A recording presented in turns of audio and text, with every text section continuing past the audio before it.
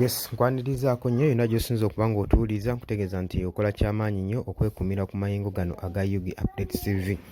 Mikwano gyange bategeeza nti gwe atannakuba ng'osubscribinga ku Yugi Update TV genda maaso n'okuba ng'osubscribinga, sharinga, commentinga gwe mukwano gwange ali eyo ampuliriza. Kaakati tetwagala bintu nnyo byatumalira budde nga bannankulaakulana. Ekirowoozo kye twandifunye ku magezi ge tuwa Mafias Mpuuga yandibadde yeesonyiwa ekibiina kya NUP ssaako ne pulezidenti waakyo olw'ensonga Mpuuga yagenda okuvaayo ng'ategedde ekkubo ly'akwata okuggyako nga musajja ali awo atalina na magenda. Mpuuga yalowooza nti nno engeri gy'aludde mu politics era g'emaanyi g'ayina ne yeerabira nti nno pulezidenti wa National Unity Platform yamulonda bulonzi n'amukubako enfuufu. Mpuuga nze nkiwa mu mwaka ogwo gwa akalulu aka 2021 abakwesimbawo nga tayise mu kibiina kya NUP yali tajja kuyitawo. Ekyo kyokka kyali kimumala okusiima ekibiina n'ebye baali balidde. Jjukira buli yali mu kibiina kya DP bonna baali balya, bonna gavumenti yali bafujirira omusimbi obutabeera critical ku nsonga ziremesa gavumenti genda mu maaso n'okuyisaawo ebyayo. Ssente ze baali balidde oba oli awo ogamba nti nnyingi,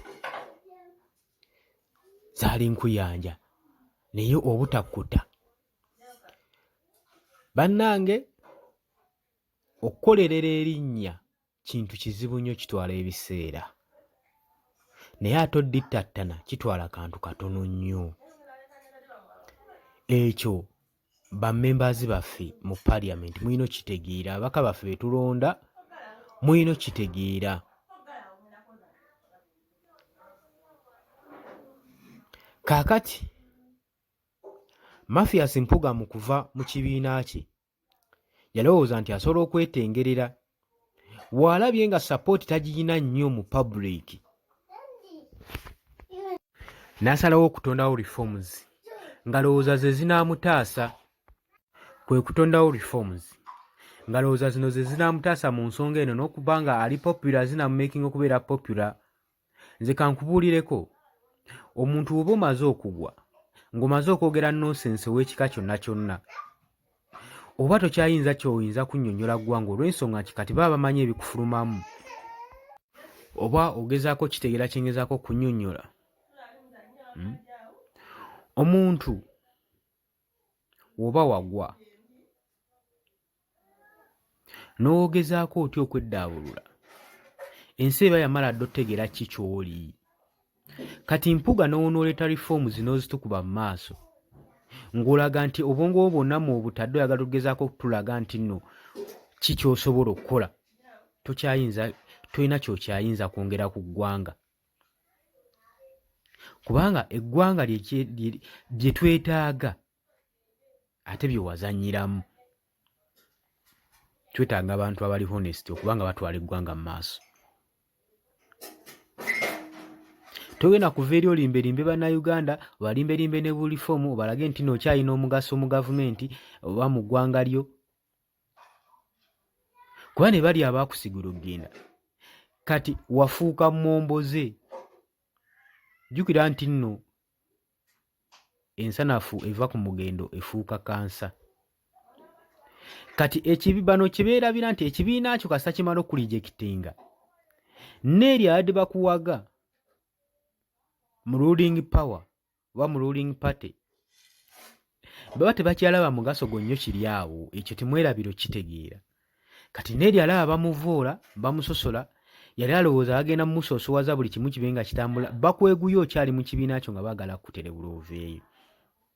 Kati w'omala okulijekitingibwa mu kibiina kyo nabo baba tebakyalina mugaso gw'amaanyi nnyo kye bakwagaza, kuba bakwetaaga obegeeri obeere ng'oli controversial ku byetaago by'ekibiina kyo ssaako n'ekiri mu ruling party. Kwa tebalaba nga bakyalina mugaso gy'oli nga bakusuula bakuta. Kati ensonga lwaki mulaba Mpuuga avaayo ne electoral reforms agange nakola reforms zino nakola reforms kati yeebuuza na ku kibiina kye. Byonna byakola ali mu kuvuyavuyu kuba mu mateeka tolina reforms ngeri ki gy'ogenda zikola nga teweebuuziza ku kibiina kyo,